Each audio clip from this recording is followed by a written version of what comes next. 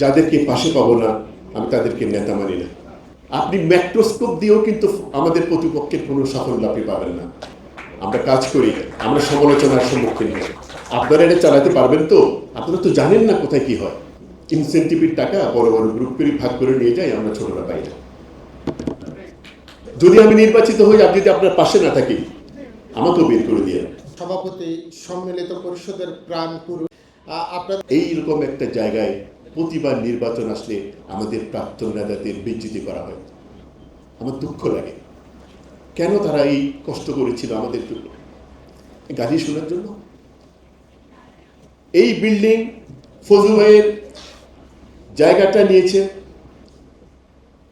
1 লাখ টাকা দিয়ে। মিন্টু তখন ব্যস্ত ছিল সম্মিলিত পরিষদের সভাপতি। পরবর্তীতে নাসিররা এসে এই বিল্ডিংটা তুলেছে। এই বিল্ডিংয়ে দাঁড়িয়ে বলে যে বিজিএমএতে নাকি সম্মিলিত পরিষদ কিছুই করে নাই। কোথায় দাঁড়িয়ে বলছেন রে ভাই? এই লাইটগুলি দেখছেন না? এখানে যে এসি চলছে, আরামের মধ্যে বসে আছেন, বুঝতে পারছেন না কোথায় বসে আছেন? আসলে হলো কি, ওরা কিছুই জানে না বিজিএমইতে কি হয়, ওরা জানে না। Because they are very away from BGME. তারা বড় বড় শিল্প গ্রুপ, ওরা বিজিএমই যে সমস্ত সুবিধাগুলি সৃষ্টি করেছে সেই সমস্ত সুবিধাগুলি গ্রহণ করে অনেক বড় বড় ফ্যাক্টরিতে পরিণত হয়েছে, বড় বড় পয়সায় পরিণত হয়েছে। কিন্তু প্রকৃতপক্ষে তারা বিজিএমইতে কি হয় জানে না। চট্টগ্রামের একজন দলনেতা বলেন, উনি নাকি বিজেপিতে এসে দেখেছেন যে বিজেপিতে আসলে কোনো সেবা নেই। আরে সেবা নেই মানে তোমার ইউনিটটা কোথায় হয় ভাই? তোমার ইউনিটটা কোথায় হয় একটু খবর নিয়েছো? এই সেবাটা কে দেয়? কত টাকা তোমার থেকে নেয়? তুমি জানো পোর্ট কাস্টমসে কি হয়, বন্ডে কি হয়? তুমি কি জানো রাকিবদের মতো ছেলেরা রাতে 3টার সময় গিয়ে পোর্টে বসে থাকে? টানা 7মবারের মতো বেস্ট টিস্যু পেপার ব্র্যান্ড হিসেবে স্বীকৃতি পেয়েছে বসুন্ধরা টিস্যু। তুমি কি জানো রাকিব নজরুলদের মতো ছেলেরা, রিয়াদের মতো ছেলেরা ধর্ণা দিয়ে, কাস্টমসে গিয়ে, নিজেদের শক্তি দিয়ে, ব্যথা দিয়ে সমস্ত সমস্যার সমাধান করে? তো তুমি যদি কিছু নাই জানো বাবা, তুমি কেন নেতা হতে চাও?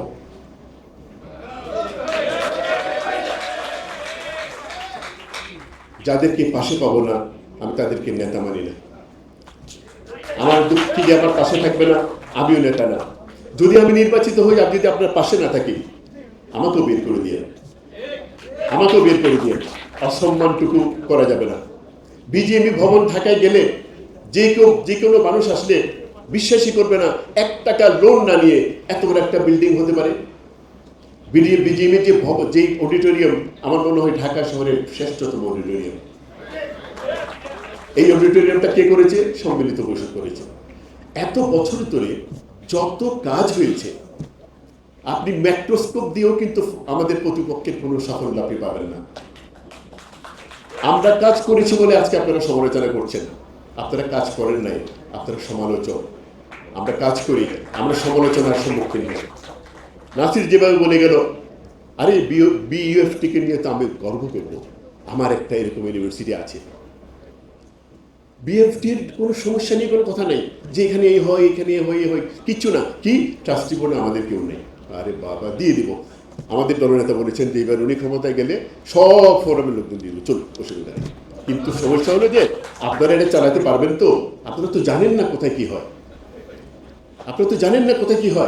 সত্যি জানে না ভাই, আমি বিশ্বাস করেন নির্বাচনের বক্তব্য এটা নয়, সত্যি ওরা জানে না। ওরা জানে ব্যবসা করতে, বড় বড় ফ্যাক্টরি বানাতে, সুবিধা নিতে। ইনসেন্টিভের টাকা বড় বড় গ্রুপ করে ভাগ করে নিয়ে যাই, আমরা ছোটরা পাই না।